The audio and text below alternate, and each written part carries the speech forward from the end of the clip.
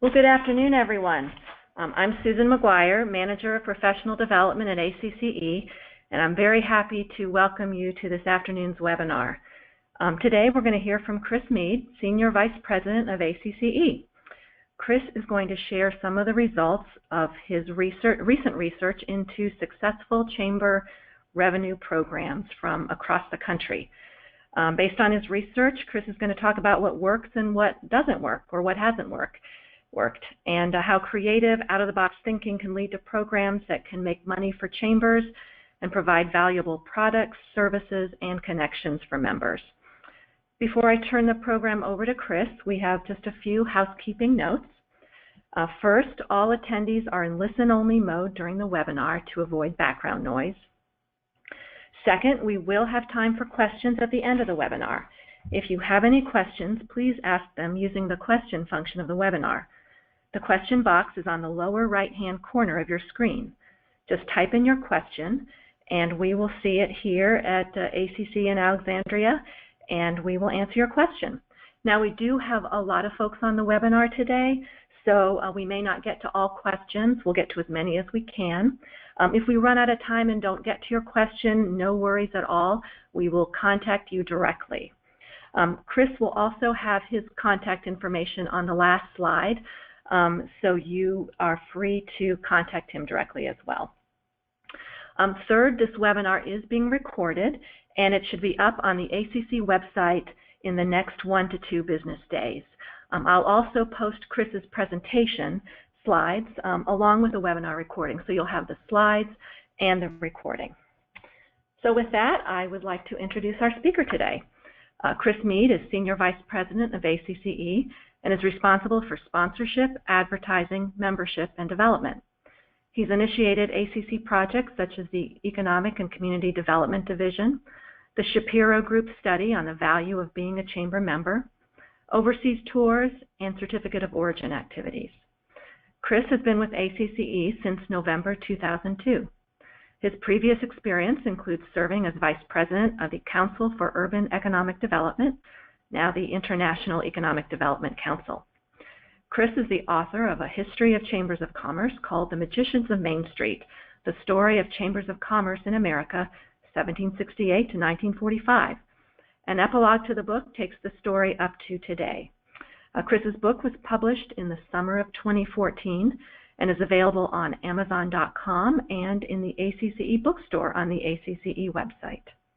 Chris lives in Oakton, Virginia, and is married to Laura Lewis Mead and has 2 daughters and a son. So welcome, Chris, to our webinar, and please take it away. Susan, thank you very much. Incidentally, Susan, this particular talk was Susan's idea, and I hope I can live up to her standards. She has really improved our whole webinar program at ACCE and a lot of our activities in education. So thank you, Susan. And thank you all for coming on board this call. Some of you are among those 140 chamber executives that I interviewed as part of my research on how chambers are making money and what's working and what's not. I also talked to some industry experts in this and looked closely at our dynamic chamber benchmarking statistics. And what's the outcome of this? Well, there's this talk. There will be also material in Chamber Executive Magazine, and likely there will be a report in the fall. But so this is really the first public showing of any of the kinds of things that have come up. Overall impressions, chambers are very resourceful about resources. It's naturally income.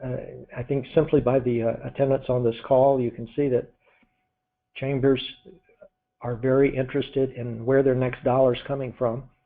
They're kind of like small businesses. It's survival is not guaranteed, although chambers are pretty good at staying in business. The Horizon ideas are catching on, tying fundraising to mission. That one of the best ways to raise money is to make sure you're serving your business members their needs. And it's about not just picking up money, but having ideas that excite investors. Now, what are some of the leading types of revenue collection, enhanced revenue collection? Here are the ones we'll be kind of running over fairly quickly today, but I think in enough detail that I hope you'll get something out of it. I can't cover everything, every type of chamber revenue. For example, contracts and grants, foundation, things like that. Very important, but we just had to set some limits on this particular work. Well, let's start with really exciting thing over the last 15, 20 years for chambers of commerce, sponsorships. There's been tremendous growth in this. The next slide will show us some examples. South Shore Chamber in Massachusetts, its program revenue, which is mostly sponsorship and major membership, kind of high-level membership money, grew phenomenally, almost quadrupled in that, 12, 13-year period. Dubuque Chamber in Iowa, similarly, it just about tripled. And Huntsville Area Chamber in Alabama, Lauren Traylor there raised the revenue when she was at that chamber from $200,000 to $1.7 million over 7 years, and the lion's share of that was in sponsorship. So you can see, I mean, this is kind of stuff that's hard to do in membership or in ordinary fair share dues membership, but those kind of multiples are possible in sponsorship. Now, another way to look at it is dues versus non-dues revenue.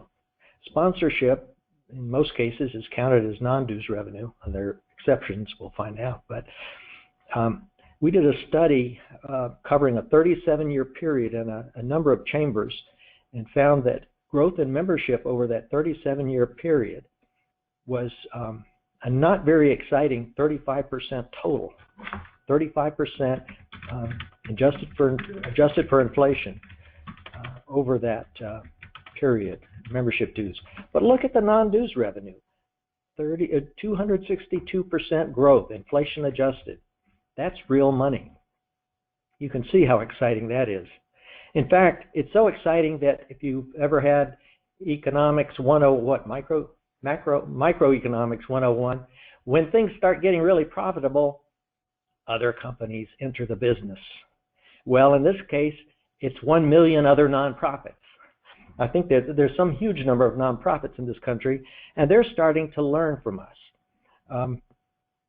Paul Timpanelli at the Chamber in Bridgeport, Connecticut, was telling me about 15 great years of sponsorship growth and how wonderful that was, but how he's found other nonprofits catching on. Nikki Anderson, Naperville, Illinois, the Chamber started a golf tournament. Now there are 26, from 1 to 26 golf tournaments. And of course, those other 26, most of them are nonprofits trying to raise money using the same sponsors the Chamber's going after. I love what Katie Worthington said from Winter Haven, Florida. She said, competing with health and puppies is really tough. But if you focus on your mission, on your service to business, you have an advantage that all the other nonprofits don't. That's an area that is your place to function in, or where you can do best. Now, switch your thoughts for a minute to membership, if you would. Have you ever suspected a member is fibbing about how many, if one of your companies is fibbing about how many employees it has, fibbing because then they don't have to pay as much in dues? Well, that problem of fibbing is all over the place, and I know it vexes a lot of people. What if there were a defibrillator for chambers? Well, there is, and it's called tiered dues. With tiered dues, you can take the fibs out, and it's been a major part of the chamber world for the last 20 years. Next slide. It started at Notre Dame in 1994 out of the fertile mind of Pat McGahey, who at that time was a newly hired chamber executive in Coeur d'Alene, Idaho. He was feeling bad about a member who way underpaid dues and told an untruth about how many people were in her company.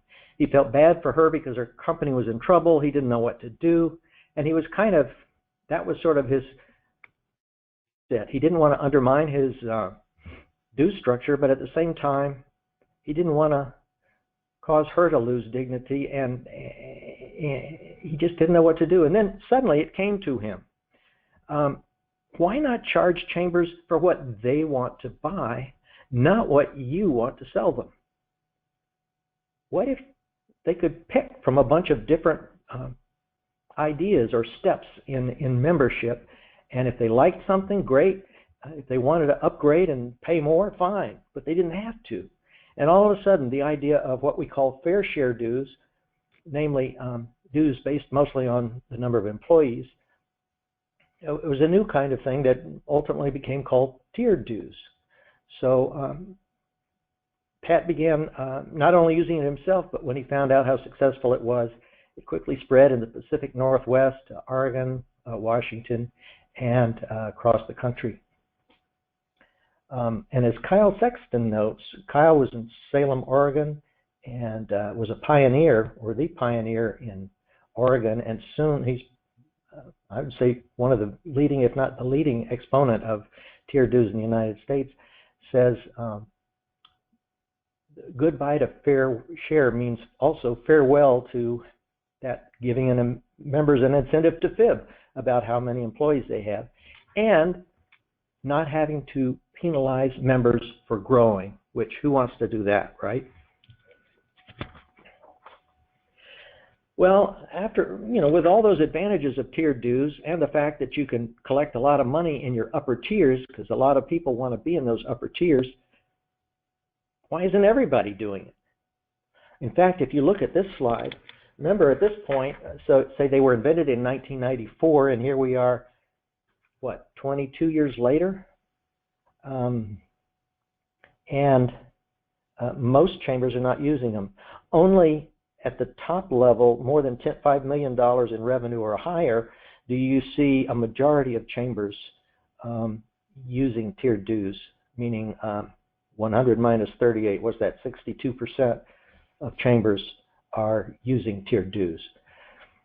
And look at that bottom level, 89% are not using tiered dues. That's at the smallest chambers. And why is that? Well, I think the whole revenue situation in a lot of small chambers is different. You don't have 1,000 employee companies that can give you tons of money if they choose to. It's more a bunch of small companies, at least in most cases, and maybe not that much of an upside to making the switch. And there may also be kind of a social thing, an egalitarian thing, where, if some chamber did adopt it and two chamber members met, one of them might look at the other and say, "Hey, you're not a gold member, you're Mike." It's kind of like putting on airs in a small community to be in some kind of tier above the other members. Maybe that's just my instant theorizing for you. But let's keep looking at this. Of the chambers that can detect revenue changes after implementing tiered dues, the vast majority reports revenue gains. Very few say they lose money after they switch to tiered dues. And you don't find many people switching out of tiered dues. But there is a caution. A lot of chambers don't know whether they gained or lost money. So they go through all that work to change from fair share to tiered dues, and they don't know if there's any result. So that's no fun. But of those who do know a difference, it's usually almost, I won't say almost always, but vast majority say it's positive. Look at Springdale, Arkansas. Perry Webb there went to tiered dues. His chamber went to tiered dues 2014, $278,000 in new money in the first year of conversion. And it's continued to go up since then. Perry, by the way, was a classmate of Pat McGahee at Institute. Well, here's another way to scoop up money from the bigger members. Tiered dues, the big advantage of tiered dues is its ability to bring in, at those upper tiers, some of the big money. Councils and trustees are another way, and it's compatible with tiered dues. Let's say a board of trustees might be the top tier in a tiered dues system, but it can also be used as a special dues category in a fair share dues system where you pay into that, so it's kind of like a tiered dues with just one tier and the rest is fair share. Some people might call that sort of a hybrid system, but it's an easy way, even for the fair share chambers. If you institute that, you can pick up a lot of money from the people wanting to be on the board of trustees or the chairman's council or whatever, if you've got enough good benefits for it. And things like breakfast with politicians and so on. They can be extremely successful. And you can see some of that in this next slide, hitting pay dirt with the larger members. How about the Boca Chamber of Commerce? 210 trustees out of 1,500 total members. $600,000 in total, or about 40% of the entire budget of that chamber, run by Troy McClellan. Many of you may know him. There's a sky-high renewal rate. I don't happen to have it in front of me, but I know it's not just a case there. Dennis Grady at the Chamber of Commerce of the Palm Beaches in Florida has a similar kind of high-dollar group of his investors, and their renewal rate is 97 to 98%. So there can be, among these groups, great loyalty. So not only are they paying you a lot of money, but there's also a lot of loyalty involved. In many cases, I'm not saying in every case, if you neglect them, then maybe they won't renew and maybe they'll come back as just a regular member the next year.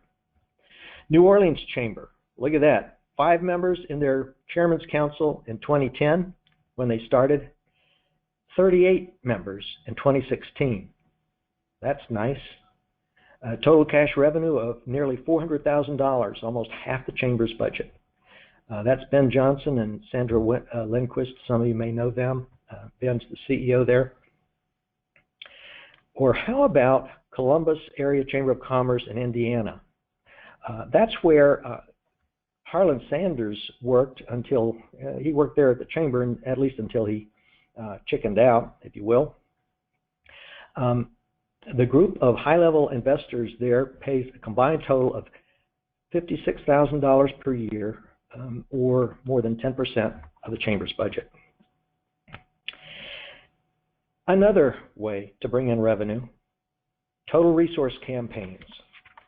I bet most of you have heard of that. I'd love, if we were all in a room together, I'd ask for a show of hands of how many of you know about these.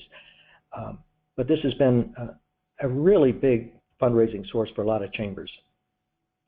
The big thing to remember about total resource campaigns is they rely on volunteers to do the work. Chamber staff may supervise, but the volunteers do the work, knock on the doors, so to speak. It's an annual thing in most cases, and they reward the best volunteers, including typically some cash and a free trip to an inexpensive but nice destination. They collect memberships and sponsorships, but sponsorships are by far the key element. And they should not be confused with membership drives or membership events where a group of people gather for 2 days, or 2 or 3 days, and just sell memberships. There's nothing wrong with that. This is different, though. This is a 6 or 8 week event or program, and sponsorships are the big thing. And there's more money in it. Both are good, but this one has some serious money involved because of it involves sponsorships. Also, these total resource campaigns have a menu of options, including sponsorships for the whole year ahead. They have a kickoff and end date. I already told you the duration. They have a publicly stated goal for the amount of money they want to raise. and they include some software by which the chamber can keep score and make sure no single item is double or triple sold. Wow, look at those numbers. That's interesting. Jason Eby from YGM, the company that does, the main company that does total resource campaigns, and I were talking, and we each independently on a phone call estimated what the amount of the size of the market was, and we came up independently with the same number of about 50 million. And I'm thinking we might have been a little on the low side, because on this page alone, this is just kind of a sample of a few of the chambers doing this. We got if you add them up, I got $18.3 million. And believe me, there are many, many more chambers than the ones here that are doing it. Not so many giant ones, say over $1 million, but probably a couple, and tons of smaller ones. Now, having success at motivating volunteers, that's the only way to make a total resource campaign work. So how do you do it? Well, first of all, there's that incentive of the trip. The YGM recommends 10 to 12% of gross revenue to give as rewards to the top performers. And that means that's not a lot of money, because the chamber wants to make money off this thing, right? So you don't want to spend it all on margaritas for these people. But and what it means is trips are likely to the Caribbean or Mexico or New Orleans or Las Vegas, and not to, say, Australia or Moscow or something.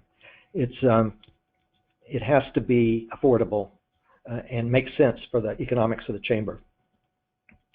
YGM did a study and found that of the top performers in these programs, like people raising $40,000 or more, the thing that was most motivating for them was the ability to open doors.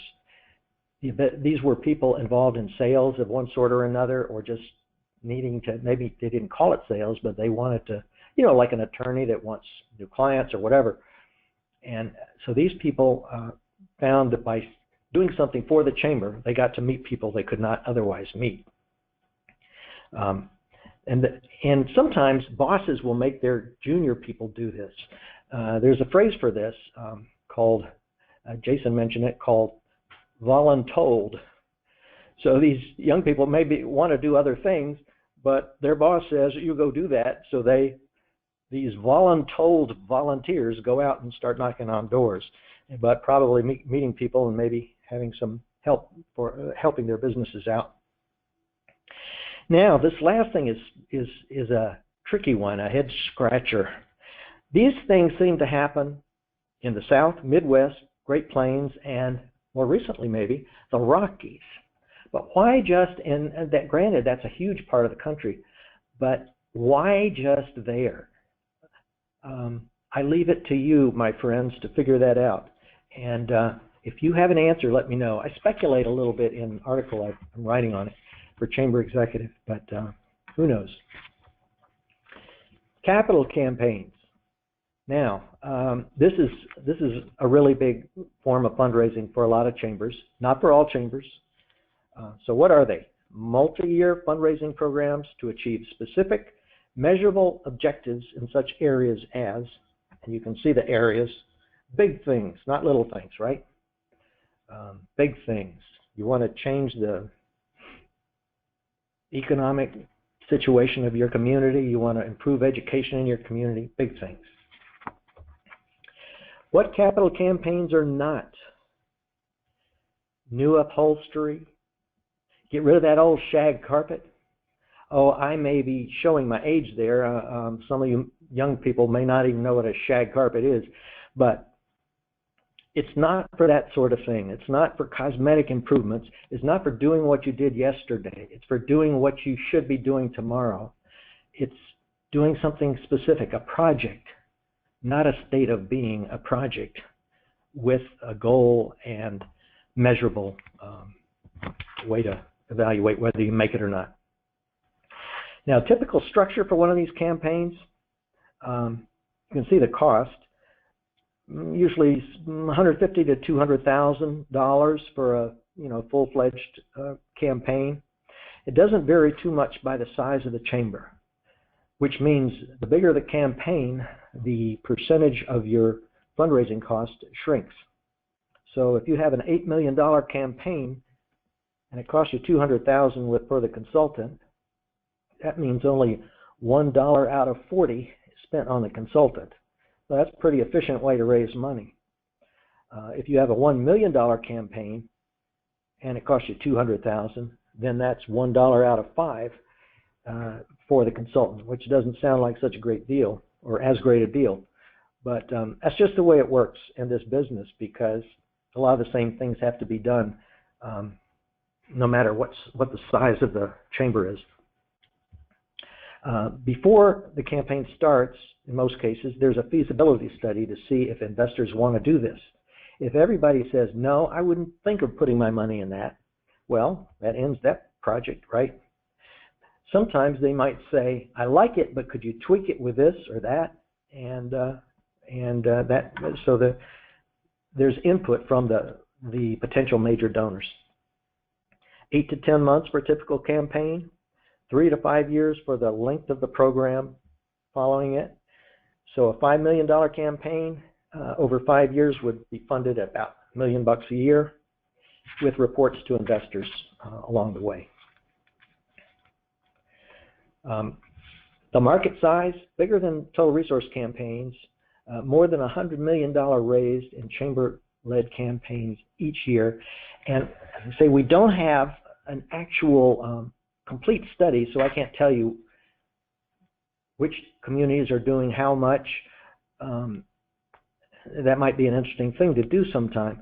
But, for example, Tom Mux of Funding Solutions was telling me he believes approximately 50 chamber-led campaigns take place annually. They range from maybe a little less than $1 million. They can't be too small, or that fundraising percentage goes up so high that it's not such a good idea. Or they can be even $20 million or more. The average is maybe 2 million, 3 million, some number in there. But whatever it is, multiply that times 50, and you can see that $100 million figure is easily reached, if not exceeded. And it's not just for the big communities. Look at Madison, South Dakota. Population 6,500, raised $2 million. Similar type results for Alexander City, not quite the same, but both of these were chambers of commerce. And interestingly, the most common place for these capital campaigns to occur, it's the same general footprint as total resource campaigns: South, Midwest, Great Plains, and Rockies. Other thoughts? What if there's a lead development, economic development group in the area, and they are already raising funds? Should you be doing it? Well, it's not an automatic yes or no. I mean, there are a lot of reasons to not do it. There may be some reasons to do it. Sometimes, for example, there can be things besides economic development for the chamber to fund. I know in the case of Santa Rosa, California, the food industry there is fascinating. They have a zillion wineries in Sonoma County, and they have a lot of interesting food companies. I think Amy's Kitchen was started there, and a whole lot of things. So food and technology were areas where they could concentrate on and not get in the hair of the local economic development group. Another thing to consider is what I call the Radcliffe Rule. That's from Rob Radcliffe at Resource Development Group.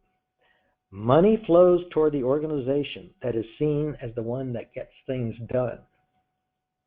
So let's imagine there are 3 groups in town, and one of them has a reputation above all the others, or both the others, as when you give them $1, you get $1.50 in value. They do everything well. You can trust them. It's just the way. Whenever something really important needs to be done, the first thing I do is turn to that person or that organization. If there's a group like that, chances are eventually money is going to flow toward them. So that's what Rob said. So that's one way to think about it.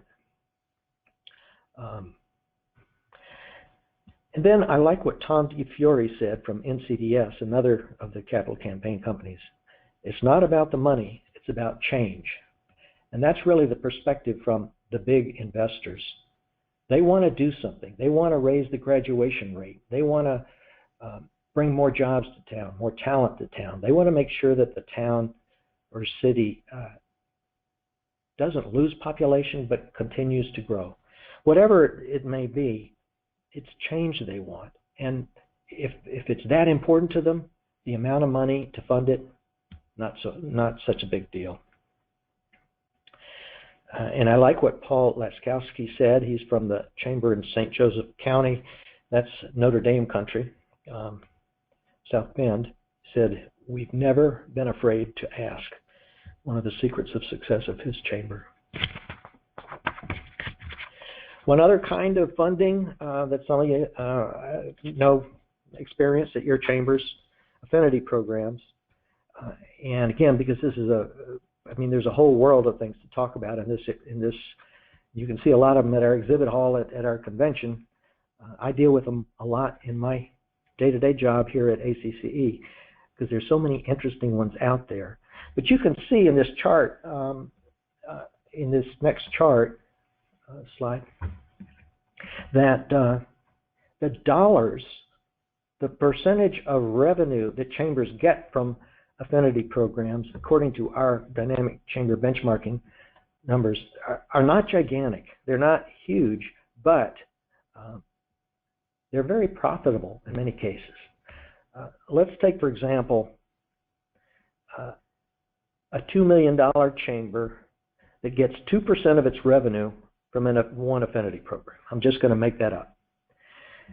And maybe it takes 50 hours a year, just 50 hours a year to, do what needs to be done to support that affinity program.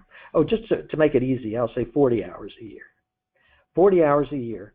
The program, $2 million times 2%, that's $40,000 a year. So, what does that come to? That's $1,000 an hour. That's pretty good money. You can see that's one of the reasons chambers love this. They go to all this trouble to get members. And so then why don't they do something to put a little icing on the cake? As I say, I don't have time to get into all the affinity programs, but here's some types. And these are courtesy of the Affinity Management Group. Adrena Patterson is the head of that group, and by the way, she will be speaking at the convention. And I don't mean to make those who are not going to the convention feel bad. That's not my intention at all. We will get information to you about what happens at the convention in all kinds of ways. That's part of what Susan does, what I do, what a lot of us do. We want to be a year-round organization. Well, let's get, back to popular affinity program types. You can see health insurance is a big one. That's dollars per, that $1,250, that middle column. That's a lot of money per user. This is per user. Office supplies, not so much per user. I guess you could say a ream of paper is cheaper than a gallbladder operation. So that's, give you an idea of why it's a little less from office supplies than health insurance. But there are a lot of users of those office supplies. And that Office Depot program is in, I think it's more than 1,000 chambers. It's one of the most effective non-dues revenue programs of all time. It's just incredible. And I know there are changes in the office supply industry. I know Staples is getting involved. All kinds of things are happening, but interesting to see and to follow. And I don't have time to talk about overseas travel, although that's one of my favorite kind of fun topics, but a lot of interesting stuff in this field. Events. Let's go to events. Oh, wow. Look, a few events started, run, or significantly assisted by chambers of commerce. Some pretty amazing ones, huh? and this is just a small sample. Some of you know I'm the history guy. Some people call me worse things, but this history thing reminds me. Events, never waste a good anniversary. If you can divide your years in your chamber by, if there's a 5 or a 0 at the end of the number of years your chamber's been in business, then you've got an opportunity. You should have a nice dinner, and you probably get some very good sponsorship for it. I know for us at ACCE, when we had our 100-year anniversary, we played up a little bit, had fun with it, and the attendance there was significantly above the norm for us. And we will all share an anniversary in 2 years. 2018, that will be the 250th anniversary of chambers in North America, and probably in the whole New World. That was the New York Chamber, started 1768, all kinds of accomplishments. But it's not really about that chamber. I'm saying this is your anniversary and my anniversary. We all started. The chamber movement started there. So I hope that you'll make that your own you'll make your own celebration of it then. Okay, revenue sources. Wow, look at those percentages for how much events contribute to chambers revenue. In fact, events are the biggest single item other than membership dues in a typical chamber's revenue. And that's true at all classes of size of chamber. About a good chunk of that is sponsorship, by the way. And sponsorship kind of is a common theme in a lot of this. And you might divide the events into two categories, consumer and business. Consumer-oriented, here's some examples. You can see strawberry festivals in 2 different places. Bike Week, I think that's probably a noisy weekend. I'm just a wild guess, or week, I'm not sure. But Cape Cod Scallop Fest, I don't like scallops myself, but if you like them, that's probably a place you want to be that when they're having that. And this is Dennis Grady again, the same guy who had the 97-98% renewal rate for his top tier membership. He started a marathon.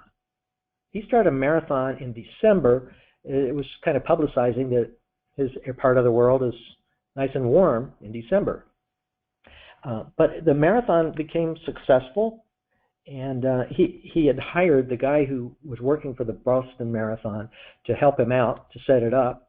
And darned if it did so well that he sold it 4 years ago for $600,000 plus an annual licensing fee. So that's very smart. You make a significant amount of money on it and then spend it off, because the chamber probably doesn't want to be the marathon organizer that happens to have a chamber on the side.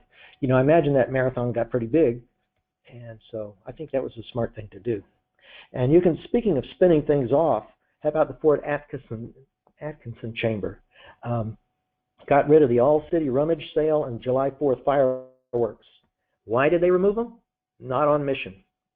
Often there's some other perfectly wonderful group in town that'll take over those things. Business-oriented events. Now we're getting closer to the mission of chambers, right? Those top 4 are all women's events. Promoting women in business, and those are very successful for the chamber, for many chambers. At some chambers, women have said, "Wait a minute, we don't want to be singled out. We want to be part of the whole thing, not some kind of a side event." But for other chambers, it's very popular and successful. The Athena Awards were started by a woman at the Greater Lansing Chamber who found herself the only woman on the board, and she felt like it shouldn't be that way, and we should really do something to promote women. And that has spread all over the world. Public safety breakfast, I like that idea. Hagerstown, Maryland, Paul Frey's idea, or Paul Frey's chamber.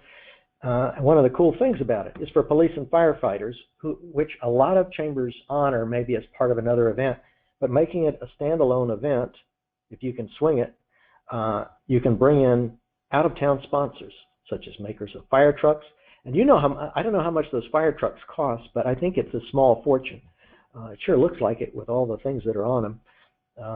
And I bet they could afford some sort of a sponsorship for that, oxygen tanks and whatnot. In the one of the maybe the RV capital of the country, Elkhart, Indiana, Kyle Hannon has set up a conference on environmental regulations, very appealing to the RV industry and to similar manufacturing groups in town. An out-of-town visioning event in Tallahassee. Sue Dick and her team put that together. Highly popular, in part because, or maybe mostly because, who goes out of town, for a day or two for this special event? Probably a leader, if it's all about talking about the future of the community. So a lot of the big leaders of the community go on that. Speaking of events, ACCE, as I mentioned earlier, has its own event, the convention in Savannah, August 9 to 12. And there's a lot on some of the things we've been talking about on revenue. So I thought we might just take a quick look at some of these. Membership pipeline, innovative non-dues revenue strategies. That's where Adrena Patterson will be speaking, and some others. And then kind of fun, not directly on sponsorships or anything, but the Chamber membership database face-off. That's kind of a pretend boxing match. Not really, of course, between Scott Juranek of Chambermaster and DJ Muller of WebLink International. And the so-called referee is Tamara Philbin of ACCE. But that's got to be fun for anyone who's interested in databases. Then we talked about getting rid of events. There's the events chopping block, some membership marketing, membership transformation, and we have a couple more interesting ones here. I won't talk about them all. Sponsorship strategy. That's Lauren Traylor, who has had an incredible record of raising sponsorship totals, and some others are talking about ideas for that. 60 ideas in 60 minutes. That's common at the ACC. I mean, the ACCE conventions. And there's also another one in a different part of the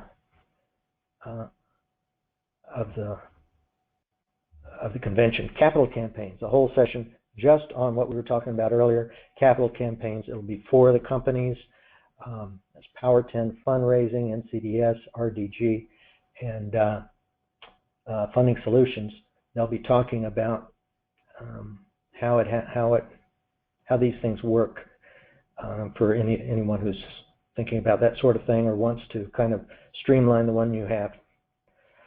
Anyway, it's exciting. This stuff, if you like fundraising, to me, it's very interesting to kind of look at the whole picture. So how do we conclude this thing? Well, I'd kind of like concluding with what a member says. Todd Trainham from Chautauqua County Chamber.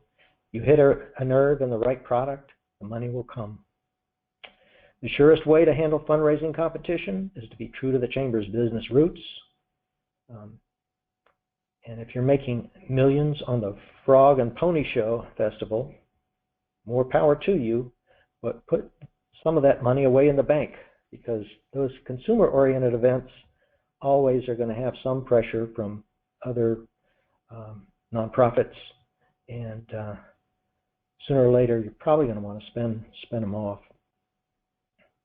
Dream big, keep an eye on the horizon, and you may find your pot of gold. Thank you. All right, well, thank you so much, Chris, for that presentation. Lots of useful information, and as you said, that's a first look, very, very first look for you all at Chris's research. His contact information is in front of you, and so if you want to talk further about revenue and sponsorships and the information in his workshop, in his presentation, please feel free to contact Chris. If you have any questions you'd like to ask in the webinar, please go ahead and type them into the question box at the right-hand side of your screen. We will see them here, and we will do our best to answer as many as we can. And we do have a few. Chris, do you want to take Sure. a look? Okay. How did the recession affect the chambers with tiered dues? Did it affect them more or less than those without? This is from Diane Poots. Diane, I don't know the answer, but I know that for a while it was really, the sponsorships were really being hurt, because those are one of the first things to cut if you're a company. And so that's circumstantial evidence that it just hurt. Anyone who was really big in sponsorships got hurt. But it was brief, and they're back, and sponsorships are definitely back. Let's see. Do these chambers have a set structure of where their non-dues revenue goes? We have a lot of businesses asking what and where does all the money go to? What does the chamber make happen with that money? That's a good question, and it's kind of like return on investment. What am I doing with this? If it's a capital campaign, there's usually a pretty good report that the chamber would give out on what's been done with the money and how it's been done and how the money's divided and so on. On something like a total resource campaign, where it's I guess in that case you may be buying certain sponsorships and you can see what you get for that. And if they really can't see where their money went, then there might be a problem. I guess you might then have to say, well, for example, if someone's buying into a big tier at the chamber, well, remember you got this, this, and this, and here's what the chamber's doing, and it's more of a general promo for the chamber. But they may be calling out for more specific benefits. That may be a disguised question. The real question is, can I get something more specific for what my company needs? And that may be an opportunity. Here's another question. Are sponsorships just in general or to sponsor specific programs or events? I think of most of the ones we run across are like year-round sponsorships. Like ACCE has official corporate sponsors, and they're all year round. They pay a lot of money and they get a lot of things the whole time, logos on our website all the time, etc. And then there are specific event sponsors that are kind of worked in, like you. So it's generally a mix. It's not. Some can be general, some can be specific.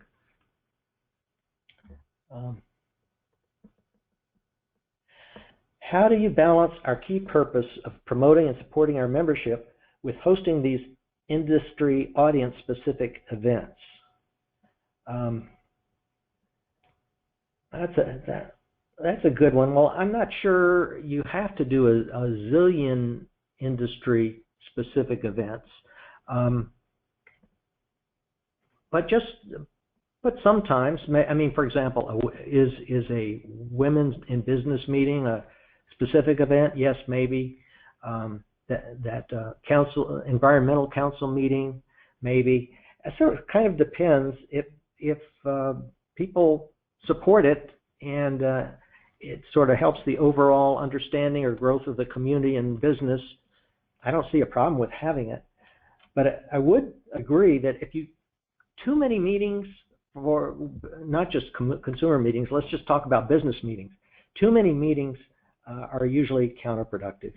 There was even a study in Britain that the chambers with the most meetings had the worst renewal rates.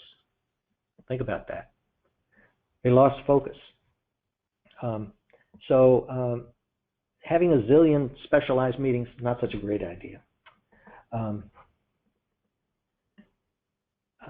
Are there any new affinity programs on the horizon?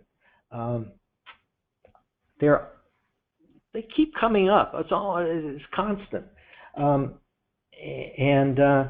There's one ACCE just started with. It's called Zip EdTech, and it's online learning. but many of them. You'll see a lot of them in our exhibit hall if you're in Savannah, and some of them are going to be successes. Some won't, but some will be. What's the contact information for Affinity Management Group? We can get that. They're based in North Myrtle Beach, South Carolina. Adrena Patterson is the CEO.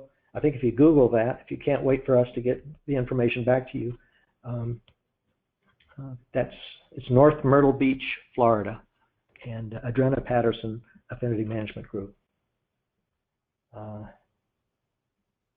Okay. Do you have resources for us to get more information about grants, foundations? I believe there is some on our website, and we're doing more and more with that. Far more than we did, say, 4 years ago. I think the best group to approach within ACCE is our Education Attainment Division. That's where a lot of the foundation money that goes to chambers comes from. I mean, that education theme, education and workforce development. So I would recommend maybe a contact. Alicia Bell would be one person. And that's, I think, abell@lachamber.com. They're a partner with ACCE and the Education Attainment Division. Again, abell@lachamber.com, and she could probably help you with some of that. I'll take the next two. The next two questions have to do with the presentation and whether we'll make the presentation available to you all, Chris's presentation, and absolutely the answer is yes. It will be posted on our A to Z webinar page within the next 1 to 2 business days. To get that, you just click on professional development on our website, acce.org, and then you click on ACC University, and then you click on A to Z webinars. And you'll scroll down. The very first one you'll see will be Chris's webinar. You can click on the little icon to see a recording and download the presentation. If you have any trouble or questions, please feel free to contact me, smcguire, smcguire, @acce.org. But definitely, those should be available, if not tomorrow, Friday, no later than Monday.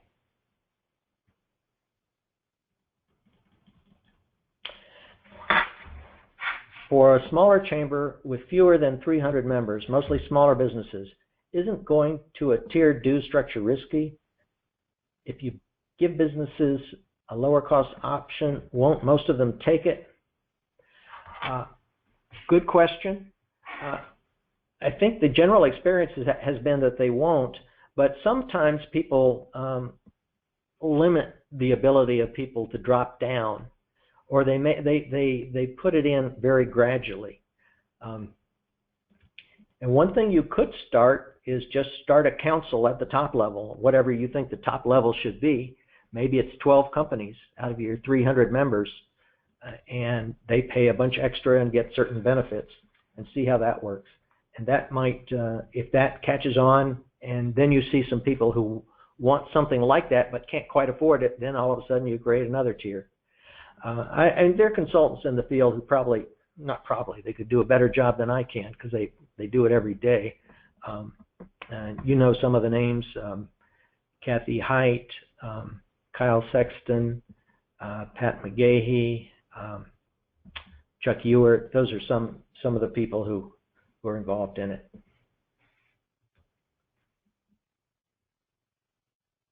Let's see. Are you aware of any chambers doing an advocacy gala? Doesn't that sound like a contradiction in terms, an advocacy gala? No, I'm just kind of kidding.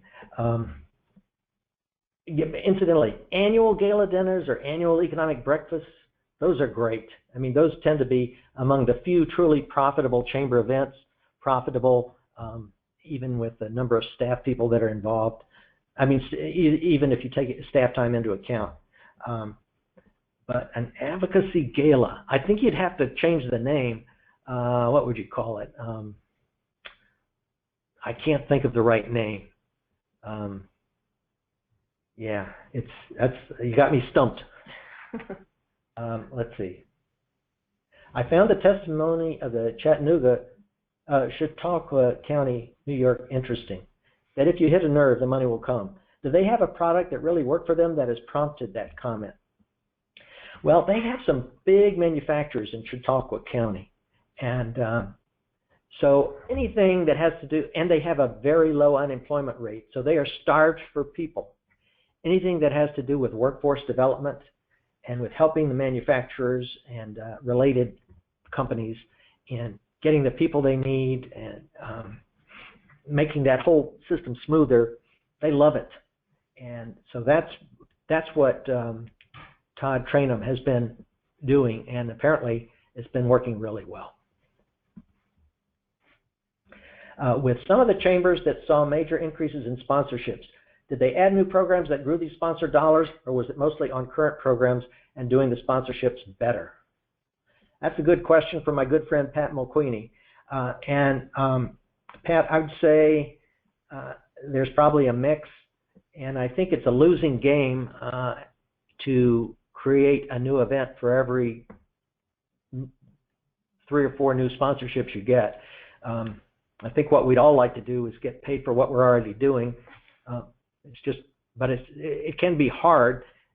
So it's just a matter of trying to ease in a sponsorship to an existing program. Like at the annual gala dinner, maybe there's some major, I can't think of an example, but maybe there's some major presentation / video / something company that wants to showcase who it is, and they still pay cash, but they could be brought in and just make everything better.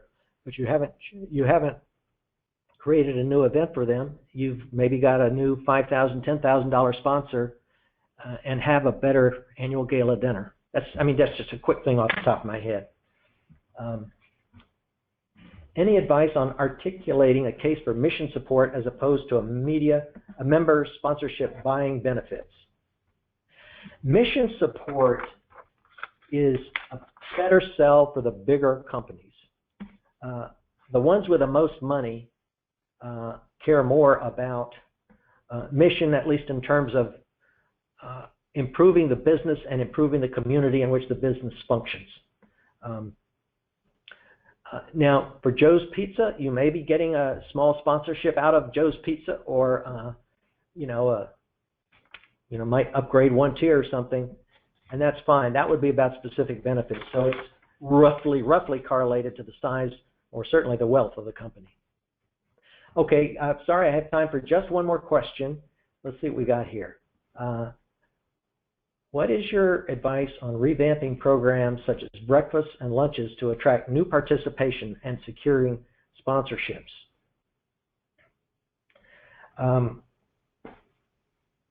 That's a good one.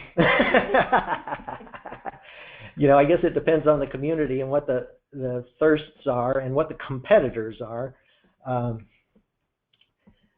Maybe, I think one thing you could do is before you start offering these programs, start talking to all the, a whole bunch of the potential sponsors and saying, what are the kinds of things you'd like to see that aren't happening now?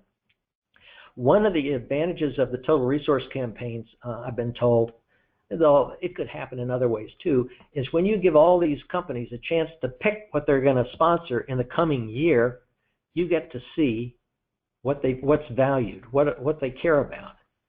So if you try to take the year at a whole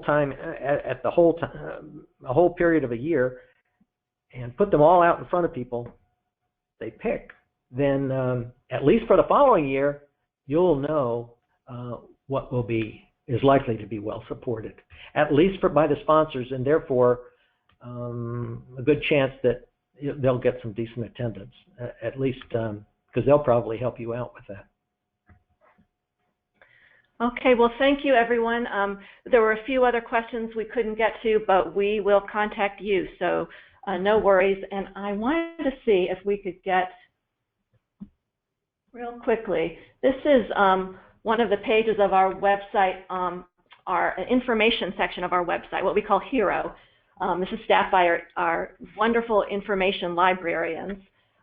directors of HERO, and they have a whole page on non-dues revenue, and if you click on any of these subcategories, you'll see more information, research, samples, examples, all kinds of information on different non-dues revenue topics. So please take a look if you have a chance, and in general, take a look through our information and Chamberpedia section of our website, which has lots and lots of information.